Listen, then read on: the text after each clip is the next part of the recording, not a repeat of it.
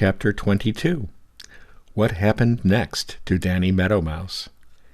Danny is so used to narrow escapes that he doesn't waste any time thinking about them.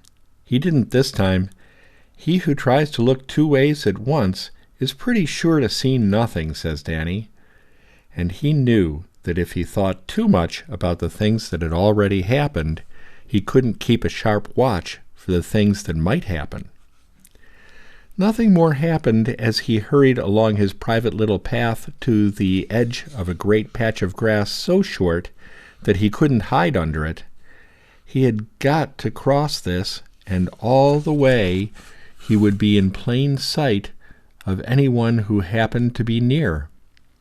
Very cautiously he peeped out and looked this way and looked that way, not forgetting to look up in the sky. He could see no one anywhere.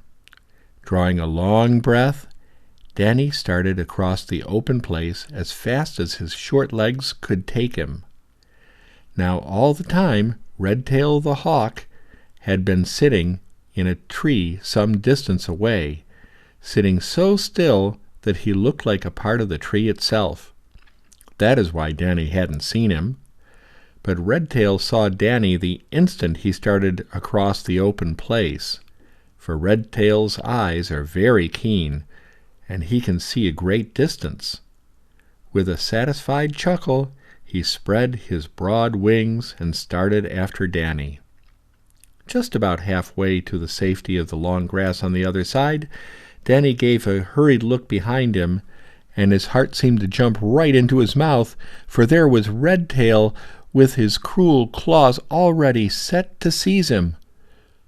Danny gave a frightened squeak, for he thought that surely this time he would be caught, but he didn't mean to give up without trying to escape. 3 jumps ahead of him was a queer-looking thing. He didn't know what it was, but if there was a hole in it, he might yet fool Redtail. 1 jump. Would he be able to reach it? 2 jumps. There was a hole in it. 3 jumps. With another frightened squeak, Danny dived into the opening just in time. And what do you think he was in? Why, an old tomato can Farmer Brown's boy had once used to carry bait in when he went fishing at the Smiling Pool. He had dropped it there on his way home.